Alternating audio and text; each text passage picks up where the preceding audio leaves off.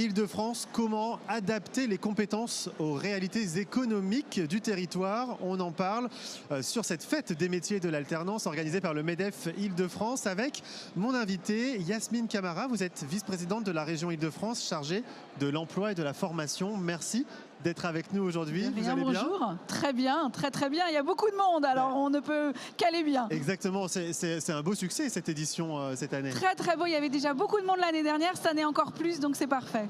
Bon, on va parler avec vous du territoire, de l'Île-de-France. Aujourd'hui, si on devait résumer quels sont les secteurs et les métiers dans la région qui recrutent le plus et ceux qui peinent le plus à trouver des candidats, quelle réponse vous apportez à ça? Alors il y a beaucoup de secteurs qui sont dits en tension. Il y en a 14 à peu près qu'on a répertoriés. On n'en a répertorié pas que région Île-de-France. C'est un travail qui a été fait avec différents partenaires, avec l'État bien évidemment, avec la DRIET, avec France Travail notamment. Et sur ces 14 secteurs, je ne vais pas tous les citer, mais vous avez la construction bien évidemment, le BTP, vous avez tout ce qui est sanitaire et social, l'industrie, et vous savez que la région Île-de-France prône pour réindustrialiser cette magnifique région qu'est la nôtre. Vous avez aussi tout ce qui est métier vert également, vous avez dans le domaine du sport aussi, donc c'est assez vaste quand même, c'est 14 secteurs mais c'est assez vaste. Et dans ces secteurs, vous avez effectivement des métiers qui peinent, des entreprises qui peinent à recruter sur certains métiers. Je vais donner quelques exemples. Par exemple, dans le domaine sanitaire et social, on a du mal à recruter des assistantes, des assistants maternels, par exemple, mais aussi l'aide aux personnes pour les personnes âgées. Dans l'industrie aussi, tout à l'heure, je parlais de réindustrialisation. Oui. Là aussi, c'est un secteur qui recrute énormément. Et vous avez notamment des monteurs, on cherche des monteurs, on cherche des agents techniques, des techniciens pour la maintenance. Autre secteur qui recrute énormément, et je suis obligée d'en parler en tant que région Île-de-France, c'est les transports. Bien sûr. Vous savez qu'aujourd'hui, on est en plein déploiement de transports en commun. Il va y avoir le Grand Paris qui va arriver dès l'année prochaine, et puis plein d'autres liaisons. Et là aussi, ce sont des métiers qui recrutent énormément et dont nous avons besoin.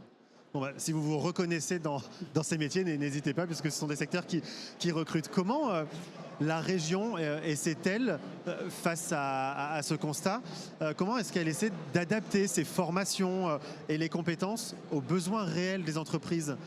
Quels sont les dispositifs que vous mettez en place? Oui, parce que on sait qu'il y a des entreprises, on sait qu'il y a des secteurs, on sait qu'il y a des entreprises qui recrutent, et puis de l'autre côté, nous avons des personnes qui sont en situation de recherche d'emploi. Donc il va falloir bien évidemment rapprocher, lier ces deux personnes. Nous sommes là pour former. On doit accompagner, on doit orienter les jeunes. L'orientation, c'est pour ça qu'on a créé une agence régionale de l'orientation qui s'appelle Oriane. On en parlait avec Jean-Marc Mormec tout à l'heure. Exactement, voilà. Mais nous devons aussi former, la région est compétente pour former toutes les personnes qui sont en recherche d'emploi, demandeurs d'emploi. Et donc nous avons lancé notamment là, en début d'année, un nouveau marché. Un nouveau marché pour acheter des formations, pour pouvoir former ces personnes-là. Et on a innové. Maintenant, dorénavant, dans toutes ces formations où il y aura des formations certifiantes, diplômantes, il y aura une obligation de faire un stage en entreprise. Ah. Et ça, c'était très intéressant. C'était aussi une demande des entreprises de dire, vous les formez, c'est bien, mais accompagnez-les aussi d'avoir un premier pied aussi dans le monde de l'entreprise. Donc voilà comment on a fait. Autre exemple, on va lancer un nouveau dispositif dans quelques jours là, qui s'appelle Recrutup. Et là, on a décidé de travailler vraiment avec les entreprises, notamment dans tout ce qui est milieu de l'industrie et les métiers verts. Et là, on va chercher, on va faire du sur-mesure. Et les entreprises qui vont nous dire, écoutez, j'ai un besoin de 5, 10, 20 personnes. J'ai besoin de recruter, je ne trouve pas. En revanche, je ne retrouve pas. Je trouve, mais elles ne sont pas formées. Et ces entreprises doivent s'engager à avoir une promesse d'embauche. Avec ces personnes qui sont en situation de recherche d'emploi. Et nous allons former entièrement gratuitement ces personnes-là. Voilà ce que nous avons décidé de lancer. Je vous dis Recrutup, et ça arrive dans quelques jours. On lance le dispositif expérimental. On verra bien ce que ça donnera, mais on y croit fort. Et on en parlera évidemment. Un mot sur l'alternance. puisqu'on est au cœur de la fête des métiers et de l'alternance. Est-ce que ça reste la meilleure passerelle vers l'emploi pour les jeunes? Pourquoi et surtout, quel regard porte la région sur l'alternance et sur ce que fait l'État en matière d'alternance? Alors, l'alternance est une filière d'excellence. On le dit, on le redit. Je vous donne juste ce chiffre-là.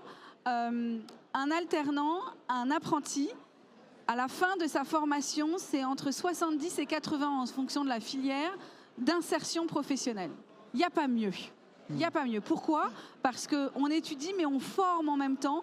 On a un pied déjà dans l'entreprise. Souvent, c'est d'ailleurs l'entreprise qui recrute ensuite. Mais pas que. Il y a aussi de belles perspectives, celle de l'entrepreneuriat et de pouvoir, bien évidemment, monter sa propre entreprise. Donc oui, il faut continuer absolument à soutenir. On sait qu'il y a eu un petit baisse d'effectifs là, lié avec des suppressions d'aides de l'État, malheureusement, lié aussi, et là nous avons appris la mauvaise surprise, d'avoir une baisse de plus de 50% sur le budget de l'apprentissage, mais il faut continuer à soutenir cette filière parce qu'encore une fois, elle permet une insertion professionnelle quasi immédiate. Donc nous allons continuer à soutenir et puis globalement on va continuer à soutenir la jeunesse. Vous savez que c'est un engagement fort de Valérie Pécresse, notre présidente de la région. Et d'ailleurs au mois de septembre nous allons lancer les premières assises de la jeunesse francilienne. Ça sera à Saint-Ouen où on parlera de tout. On parlera de mobilité quand on parle de métier. De formation, il faut parler de mobilité aussi. On parlera d'orientation, on parlera de santé, on parlera de logement et bien évidemment de formation et donc d'apprentissage. Donc ce sera en septembre? Au mois de septembre, fin septembre. Eh bien, le rendez-vous est pris. Merci beaucoup, Yasmine Camara, d'être venue sur notre plateau. Vous pouvez retrouver cette interview sur notre site internet 20minutes.fr et on se retrouve dans quelques instants. À tout de suite.